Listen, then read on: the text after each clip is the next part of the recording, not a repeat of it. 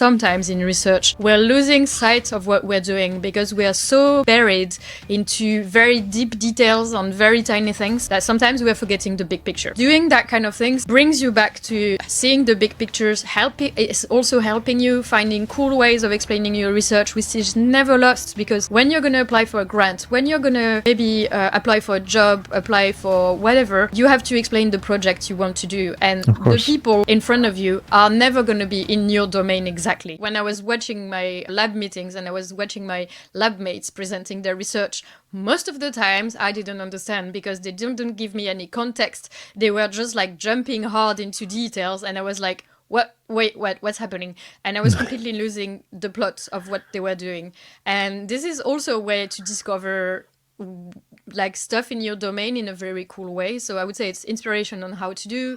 It's relaxing to watch in a cool way science in your domain. But usually what I often advise for researchers or for scientists is to go to events that are not their domain, because then they're going to learn things. If you go to your domain, you might not learn anything. So I think it's the best criticism I got from someone. She was a researcher. She went to a Pint of Science evening, and then she came to me and she was like, well, I didn't learn anything. And I was like, oh, okay, cool. It means it was simple enough. Then she was like, it was too simple. I was like, cool, perfect. Because it wasn't for you to learn something. It was maybe for you to learn a way of presenting, but not for you to learn anything, because definitely you're too advanced for that kind of thing. But I would say if you go, and it works for any kind of science communication, go for stuff that are outside of your domain, because the beauty of science communication is that you will understand things, and you will get, even if it's, I was really bad at physics to a point that was painfully bad. I think the last grade, so in France we're grading from 0 to 20, and my last uni big grade in physics was 0.5 out of 20. Oh yeah. Oh yeah, exactly. And when I started science communication, I went to physics night, and then I started understanding it in a way that I was like, if they explained it to me that way in lectures in uni, I would have understood. So it's nice to go to outside of your domain to maybe learn things that are different. And the beauty of science communication is it's supposed to be presented in a way that you will understand. So don't be scared. Go watch something else. This brings me to the last kind of, or the third piece of this puzzle, a Pint of Science, which is the scientists who are presenting. They're offering something to an audience, but I'm pretty sure they're also gaining something from it. Do you have feedback on that? Yeah, I have lots of feedback. So first, usually they get really, I think they don't realize, but usually they get a lot of step back from their work because they have to explain the whole big picture. And often I hear that actually it's good sometimes to take the head out of like your work and look at the big picture to be reminded of what you're doing. So often I hear that.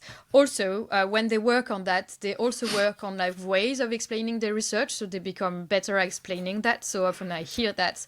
And I think the best thing I heard, it was someone that came to me and said, oh, the team emailed me last year. I didn't want to do Pint of Science. I didn't have time. I was like, it doesn't start well.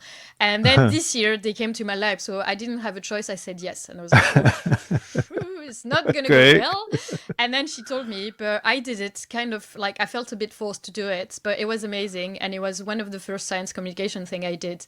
And she said, it convinced me to do more science communication because when preparing it, I really took a step back on my work, and it really helped me seeing again the big picture. And it's going to help me when I'm going to have to write grants and everything, because sometimes in research, we're losing sight of what we're doing because we are so buried into very deep details on very tiny things that sometimes we're forgetting the big picture. Yeah. And doing that kind of things brings you back to seeing the big pictures. It's also helping you finding cool ways of explaining your research, which is never lost, because when you're going to apply for a grant, when you're going to maybe apply for a job, apply for whatever, you have to explain the project you want to do. And the people in front of you are never going to be in your domain exactly. They're going to be kind of in your domain if you're lucky, or maybe they're going to be very far from your domain, and you're going to have to convince them to give you money, a job, whatever.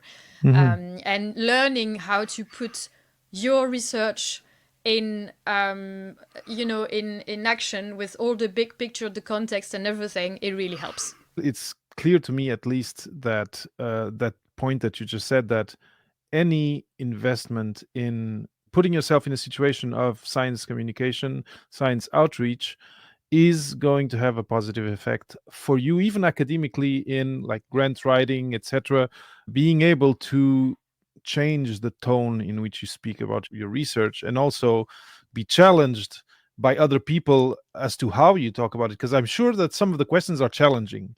Yep. And these things kind of contribute to you developing a richer and richer way, but also more effective way of talking about what you do, like leaving out details that are too complex and getting to the point more quickly, etc. Yeah, and sometimes I think scientists, they don't realize that they are communicators. Posters, article, grants, we spend our time communicating.